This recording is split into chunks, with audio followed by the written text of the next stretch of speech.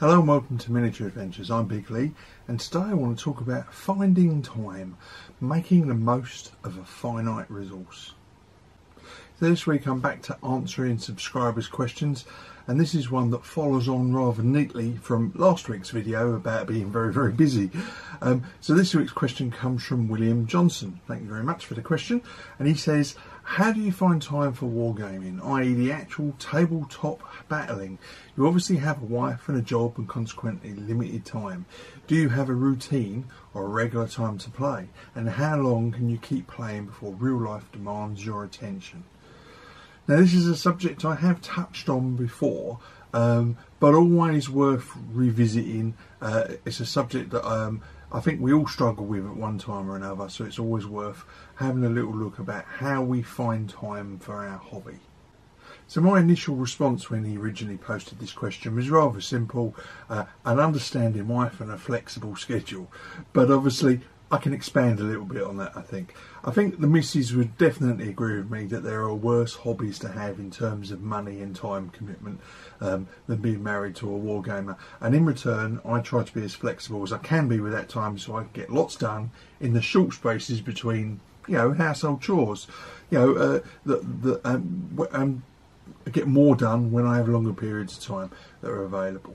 And aside from the occasional commitment to a particular game or a show, I try never to say that I can't do something because of my hobby.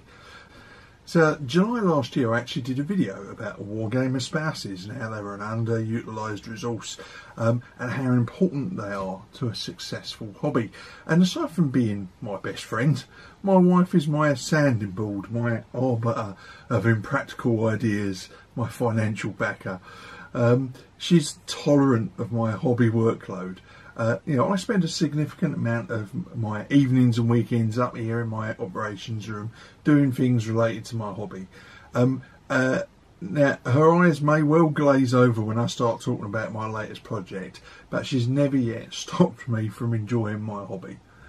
Now, all hobbies are a little bit obsessive, but mine is a bit more flexible, and I think most wargamers would say that. There are a few hobby activities that we can do that can't be broken down into smaller tasks, and then they're easier to fit around real life. It's important to do stuff like get the washing up done and remembering your wife's wedding anniversary. With the exception of away games and shows, everything else I can work around home and family commitments, and that includes getting games done. It means that my wife is never second best to my little metal men. Now, of course, no amount of flexibility can make up for good planning. So I recently mentioned that I tend to have a plan for the whole year, and it starts with a calendar and putting all the major events on it. Things like shows, trips, holidays, and the Analog Painting Challenge. I usually have 2 or 3 large but achievable objectives for the year, and it always starts for me just slightly before the beginning of the year when the Analog Hobbies Painting Challenge starts. I get a good 3 months of serious painting done, and then the rest of the year is devoted to other projects.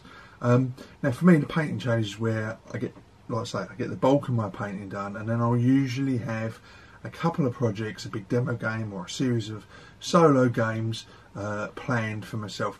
Unlike a club member, I don't go down a club every week. I wouldn't be able to fit that into my schedule, and it wouldn't be very flexible. Whereas the way that I do things, I think I get quite a few games in, maybe not as a club game, as many as a club gamer, but certainly enough for my needs. So between solo games here or games down the Shed of War with the rejects, I think I get a fair amount of gaming in, and all because I'm flexible. Now, where my circumstances probably differ a little bit from most is my work-life balance. It's been a long road to get where I am now. Me and my wife have always had a fairly modest lifestyle that fits our means rather than exceeding them. It's just who we are with those sort of people. We have no debts, our mortgage is cleared, we've got a bit of savings, so that makes us rather unusual for people these days.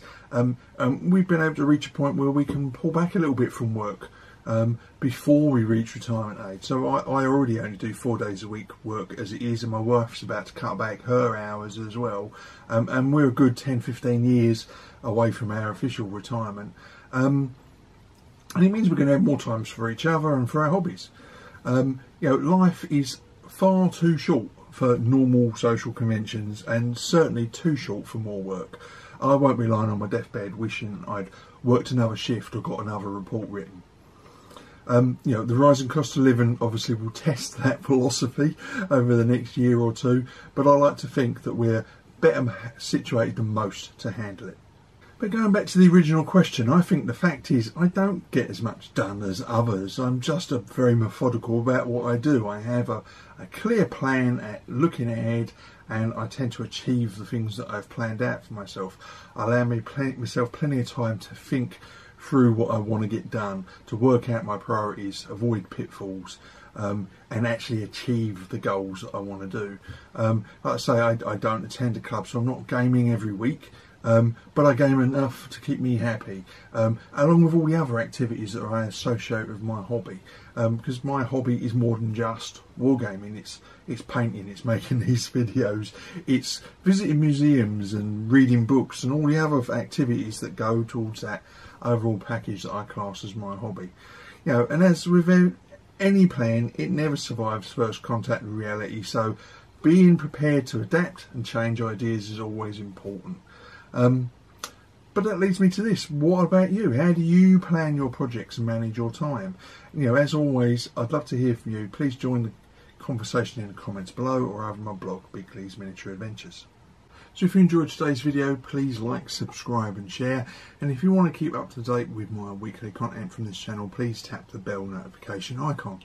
So until next week, stay safe, keep gaming, and of course, keep rolling high.